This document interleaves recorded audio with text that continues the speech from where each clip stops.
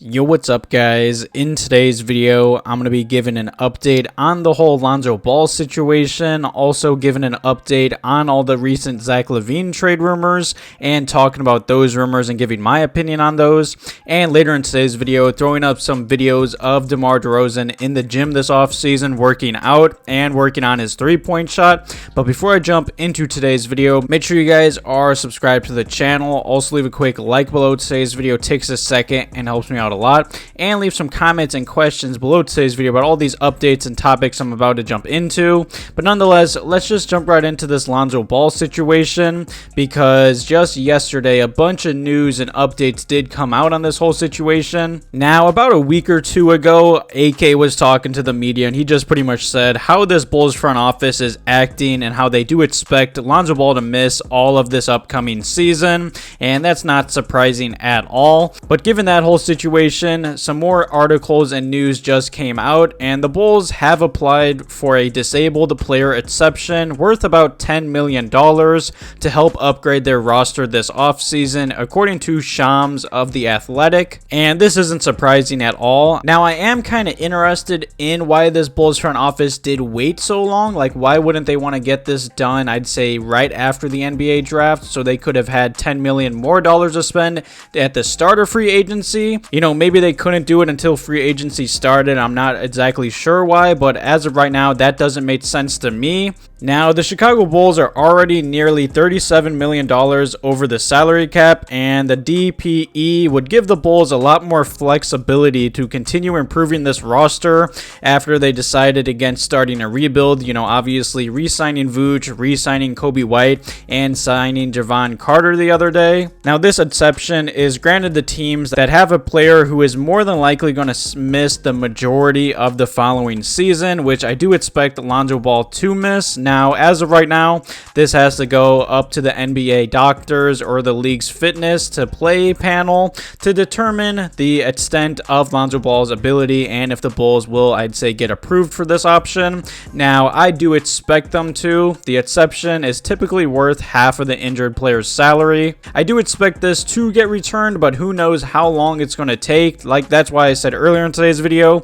I don't know why the Bulls front office didn't do this weeks or honestly months ago, because let's be honest, we all kind of agree and didn't really expect Lonzo Ball to play in this upcoming season. Now, just to make things very clear and to keep this as short and simple to understand, now say the Chicago Bulls do get granted for this wouldn't be free money. If the Bulls use it, they will go into the luxury tax unless the Bulls do shed other salary cap first to avoid that. So it's totally possible that the Bulls do nothing, or they wait till the deadline to see how this team is performing, and then maybe they go into the tax. So this is definitely a big update, but given how this Bulls organization has been ran and treated, I mean, they've only paid the luxury tax once in history.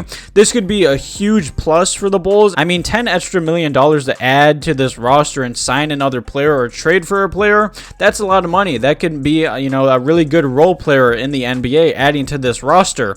But given how this Bulls front office does operate, I feel like they're more than likely not going to use this option, which definitely sucks. I mean, there's still a small chance that the Bulls could use this and go into the luxury tax, but I just don't see it happening as of right now.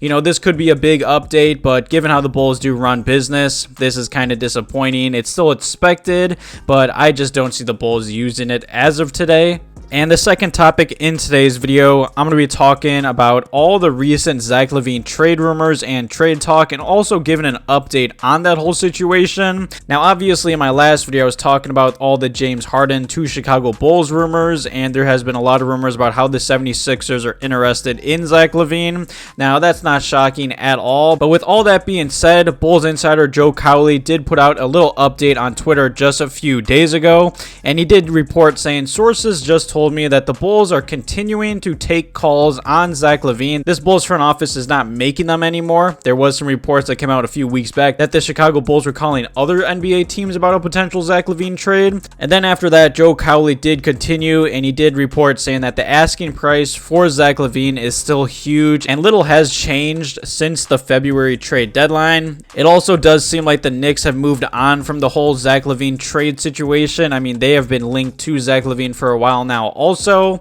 And as of right now, I'm just happy. You know, this is a little update on this whole situation. Now, I still do expect the rumors and more articles to come out, but as of right now, I think the Bulls would be silly to trade Zach LaVine. It just doesn't make any sense. And let's be honest, it sure does seem like this Bulls front office is just running pretty much this main core and roster back, maybe adding hopefully one or two more wings or shooters, also maybe a backup power forward. But as of right now, I don't see this Bulls front office trading Zach LaVine or any of their big stars in my eyes. Now, if the Bulls do want to retool, I feel like trading DeMar DeRozan would be the best answer to really change the type of offense and three-point shooting this Bulls team could run.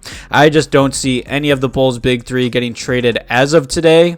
And the final topic in today's video, speaking of DeMar DeRozan, the Bulls offense, and the three-point shooting issues, I'm going to throw up this video of DeMar DeRozan in the gym working on his game and especially his three-point shot, and that is huge because at the end of the Bulls season press conference, AK was talking about how this Bulls team needs to shoot more threes, how they need to add three-point shooting and just change kind of the shots and just the offense of this Bulls team. So with that being said, it's definitely great to see that DeMar's in the gym working on his three-point shot, because given how much of a good mid-range shooter DeMar is, I feel like he could be a very solid three-point shooter if he just continues to work on it. Now, I don't expect him to be a knockdown shooter, but he could definitely knock down a few threes here or there, I hope, in this upcoming season if the Bulls do keep him. But other than this video and DeMar working on his game and his three-point shot, he's also been a great vet and just a great teammate in this offseason. I mean, last offseason, he did invite Patrick Williams out to LA and they had 5 a.m. workouts working out together. And now in this offseason, once again, Patrick Williams did come to LA to be in DeMar's little boot camp, and DeMar also did invite Dalen Terry. That's super cool. This is another reason why, say the Bulls do trade DeMar, I would be really sad. I mean, he's been great with his time in Chicago, and he's obviously a great veteran, a great leader, and he obviously is still an all-star in the NBA. I mean, he's been great for the Bulls young guys. I hope all these Bulls young guys can take a big step forward for this upcoming season, because with this Bulls roster running it back, they're definitely going to need these young guys to continue to get better.